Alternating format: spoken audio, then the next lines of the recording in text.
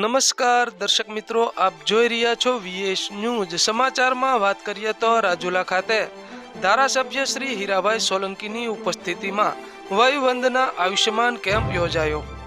આયુષ્યમાન ભારત પ્રધાનમંત્રી જન આરોગ્ય યોજના અંતર્ગત કોઈપણ વર્ગના 70 વર્ષથી વધુ ઉંમરના લોકોને મફત સારવાર મળી રહે તેવા ઉદ્દેશ સાથે રાજુલા શહેરી અને ગ્રામ્ય વિસ્તારમાં ધારાસભ્ય શ્રી હીરાભાઈ સોલંકીની ઉપસ્થિતિમાં વયવંદના આયુષ્યમાન કાર્ડ કેમ્પનું આયોજન કરવામાં આવ્યું હતું, જેનો 2800 ઉપરાંત લાભાર્થીઓએ ભાગ લીધો હતો.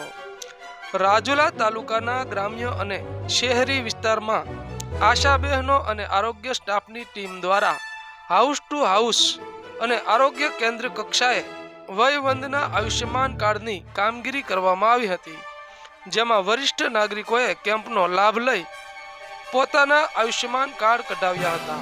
જ્યારે ધારાસભ્ય હીરાભાઈ સોલંકીના હસ્તે લાભાર્થીઓને આયુષ્યમાન વયવંદના કાર્ડનું અર્પણ કરવામાં આવ્યા હતા.